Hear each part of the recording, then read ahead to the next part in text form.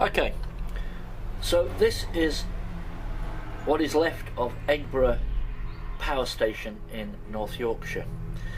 All of the cooling towers have gone. There's only the main stack standing, and the building in the background, I was going to say foreground, but the building that looks like it's out of some kind of computer game, like Bioshock or something like that.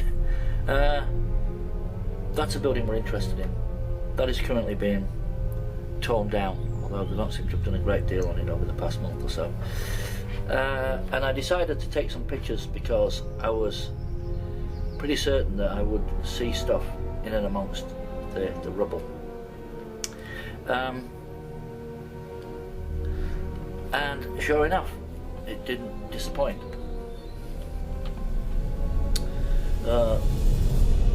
So what I'm going to do is I'm going to just focus in on one part of this building, and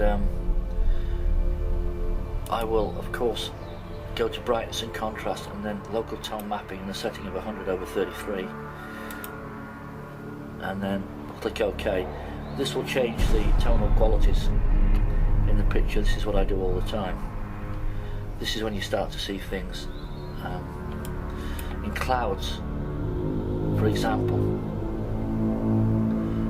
You see some very interesting phenomena in clouds, including people and vehicles and buildings, churches.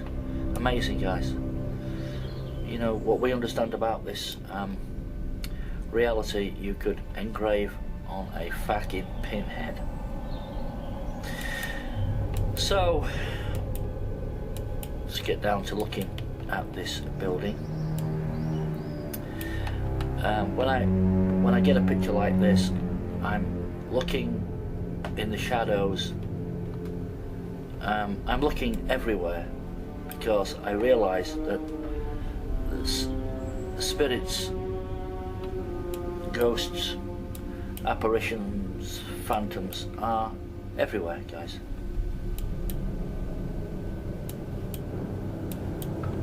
They're finding refuge everywhere, in your houses, mostly in the loft of your house, in the attic, out of the way.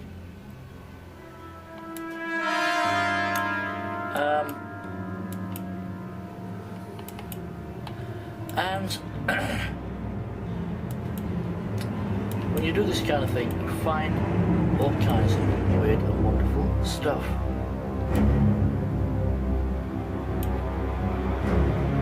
Now,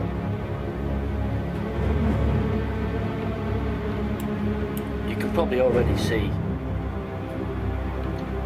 people.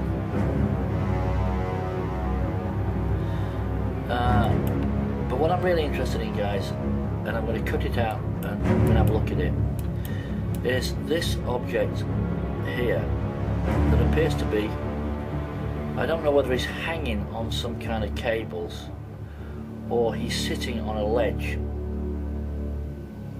I don't know. But what I will do is let's go to brightness and contrast, and we'll just alter it very slightly. There we are, look, -20/35 linear mode. And then what I'll do is I will cut this figure out. I think it's better if we do that, then we don't get it kind of lost in with all the other stuff, especially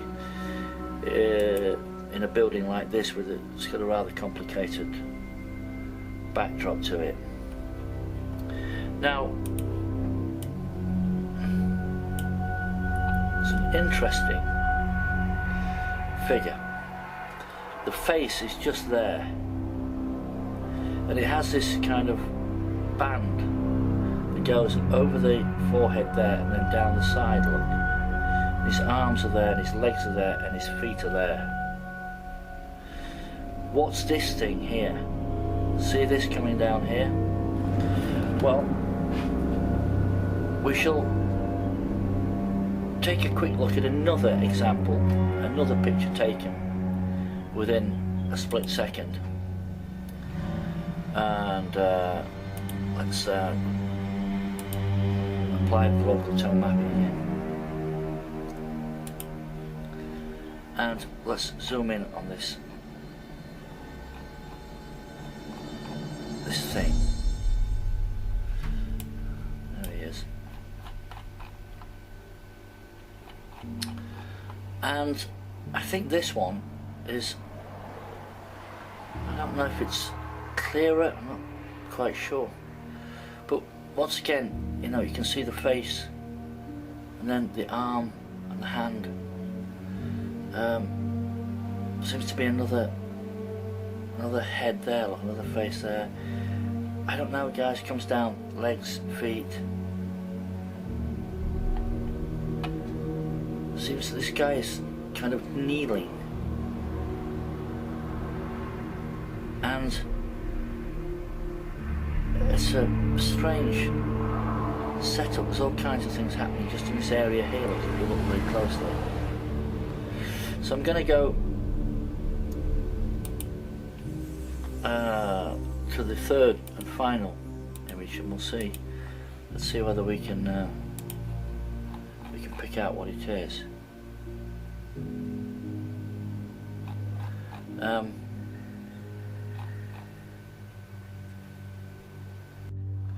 There. And I think this is probably the best one of the three.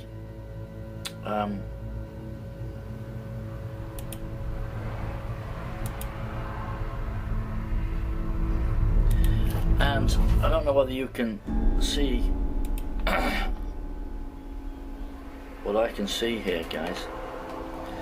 Let's cut it out.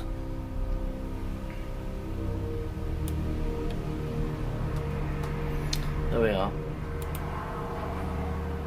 Okay, so guys, to me this looks like an Indian. You know, you can even literally see the feather patterns, and his headdress, guys, comes down here somewhere. His face is right there.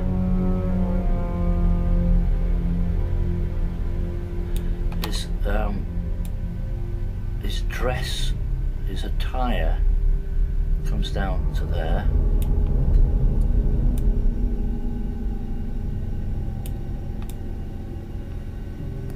I think that's it, because it goes to the other side as well. Yes, I think that comes around like that. You can see the red feathers here and the white feathers there. His arm, he's got a bare arm, look. He's bent there, goes there. It's like that, I think. And then he's got his moccasins down here, look. Yeah. So what I'll do, guys, is I will take away bits I've drawn on and be able to see it a little bit better. Now that, guys, is what you call cool. Of course, the question is, when you look at the environment, you think, why would there be an Indian chief